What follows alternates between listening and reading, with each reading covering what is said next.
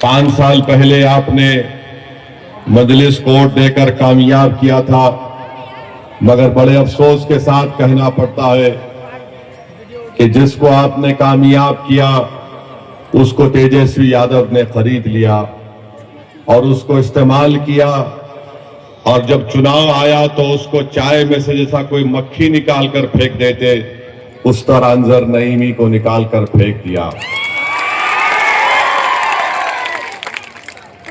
आप समझिए हमारी बात को, जितना सीमांचल का दुश्मन है, जितना आपका दुश्मन है, जितना आपके गरीबी को रखने का दुश्मन है, वो ये नहीं चाहता कि सीमांचल से सीमांचल की एक ताकतवर सियासी आवाज उठे।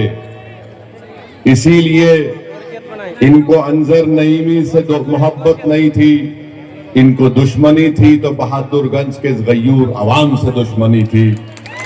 इनको अंजर नईमी से मोहब्बत नहीं थी, इनको दुश्मनी थी कि आखिर ये कौन है बहादुरगंज की जनता जिन्होंने अपनी आवाज को, अपने इत्तेहाद को मजबूत करते हुए अपने मुकद्दर के खुद फैसले करने का इरादा कर लिया, और इसीलिए उन्होंने मजलिस के मेले को तोड़ा। और आज आप देखते हैं कि उनका क्या हाल करके रख दिया। मगर मैं आपसे वादा कर रहा हूं, तौसीफ आलम मजलिस में आया है तो इंशाअल्लाह ताला हम जब तक जिंदा रहेंगे, या फिर तौसीफ आलम को अल्लाह जब तक जिंदा रखेगा, तौसीफ आलम मजलिस को छोड़कर नहीं जाएगा। इस बात का हम आपको तयखुन दे रहे हैं इंशाअल्लाह ताला। हमने तौसीफ भाई से कहा कि तौसीफ भाई, अगर हमको पहले दुनिया से जाना पड़ा तो आप हमको अपने कंधे पर रखकर कब्रिस्तान लेकर जाएंगे, मगर मजलिस को आप कभी नहीं छोड़ेंगे। तौसीफ आलम ने हमसे वादा किया है।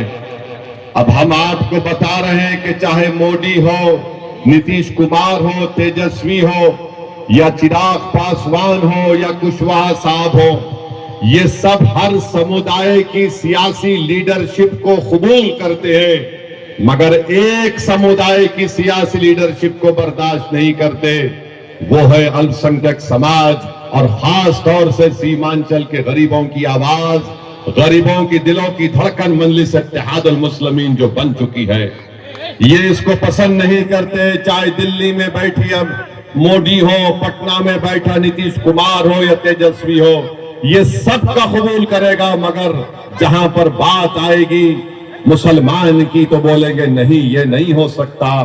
ये चाहते ये है कि हमेशा आपको जंजीरों में जकड़ कर रख दिया जाए, ये चाहते ये है कि हमेशा सीमांचल को पसमानदा रख दिया जाए, ये चाहते हैं कि कभी जिन गांव का नाम हमने लिया वहां पर कभी नदी कटाव का काम ना हो, ये चाहते ये है कि हमारे बच्चे ना पढ़े, ये चाहते ये है कि हमारे बेटियां तालीम याफ्ता ना बने, ये चाहते ये है कि हमारे किसानों को उनकी फसल का रेट ना मिले।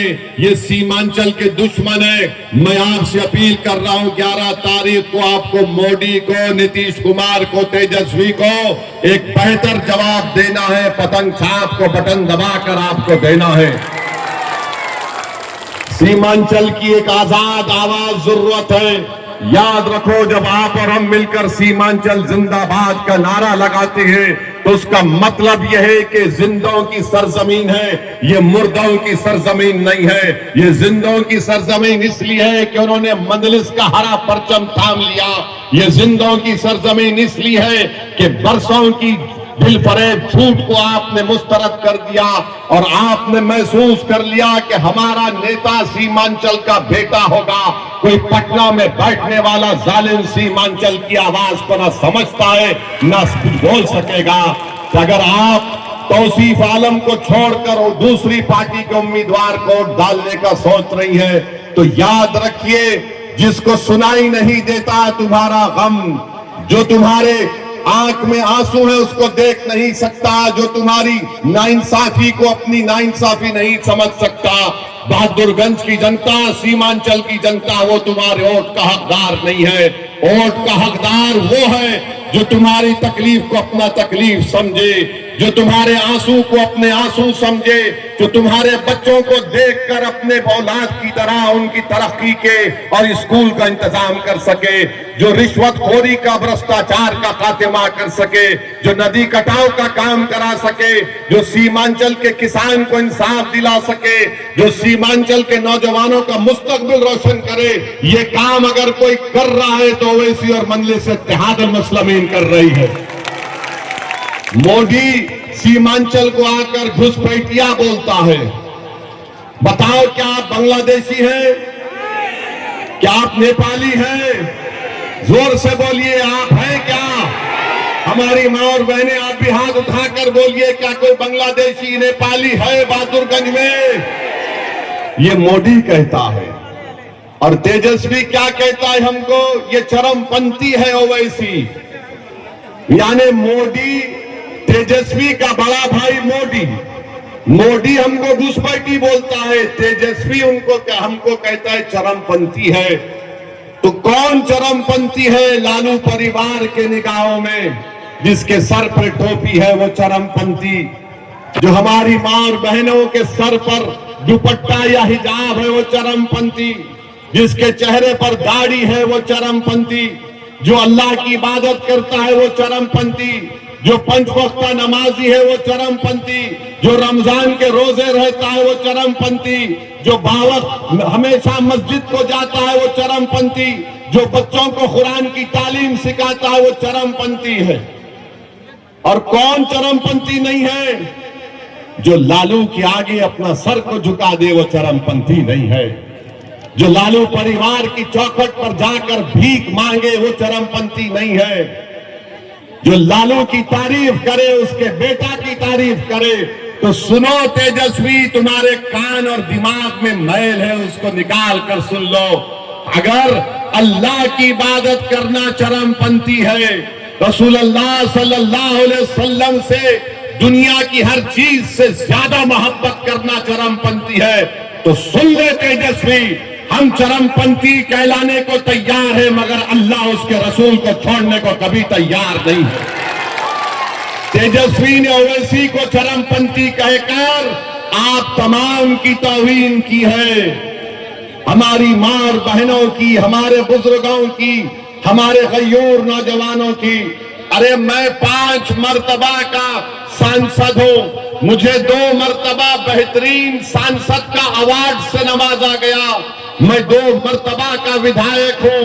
आज बताओ ये कौन सी जबान में तेजस्वी बोल रहा है? बोलो प्रोफेसर, जो तुम आज तौसीफ आलम के पास 5-5 पार्टी का पानी पीकर तुम आज हमसे मुकाबला करने को आ रहे हो। तुम जिसको मुख्यमंत्री बनाना चाहते हो वो 17% बिहार की जनता को चरमपंथी कह रहा है। बताओ सीमांचल की गयूर जनता, बताओ बिहार की 17% अल्पसंख्यक समाज के मुसलमान, क्या तुम चरमपंथी और घुसपैठी बोलने वालों को वोट दोगे? क्या तुम चरमपंथी और घुसपैठी वालों को वोट दोगे? अगर नहीं दोगे तो फिर 11 तारीख को पतंग छाप को कामयाब करना है, और आप कामयाब करेंगे इंशाअल्लाह ताला। सुन लो, मोदी, अमित शाह, नीतीश कुमार, चिराग पासवान और तेजस्वी, मजलिस के लीडर को गाली देने से तुम ये समझ रहे हो कि हमको कुछ फर्क पड़ता नहीं पड़ता। अल्लाह हमारे दिलों का हाल जानने वाला है। सुनो तेजस्वी, सुनो नीतीश कुमार और मोदी, सीमांचल के हर घर में मजलिस का पतंग छाप का पैगाम पहुंच चुका है। अरे 10 साल का मासूम बच्चा हमको देखकर कहता है ये पतंग छाप जा रहा है, पतंग छाप जा रहा है। अब तुम इस मोहब्बत को नहीं निकाल सकते। तेजस्वी, हम मर भी जाएंगे ना तो ये लोग याद करेंगे कि एक पतंग छाप वाला आकर हमारे दिल में इस बात को पैदा कर दिया कि हमारे मुकद्दर के फैसले हम लेंगे। एक पतंग छाप का नाम लेकर आया जिसने कहा कि अगर 14% के लोग 15 साल मुख्यमंत्री रह सकते हैं लोग भी मुख्यमंत्री बन सकते हैं। इंशाअल्लाह ताला आपके बार मुख्यमंत्री सीमांचल का बेटा बनेगा इंशाअल्लाह ताला। लड़ाई उप मुख्यमंत्री की नहीं है, लड़ाई मुख्यमंत्री की है। हम आगे बढ़ेंगे और कोई हमको रोक नहीं सकेगा।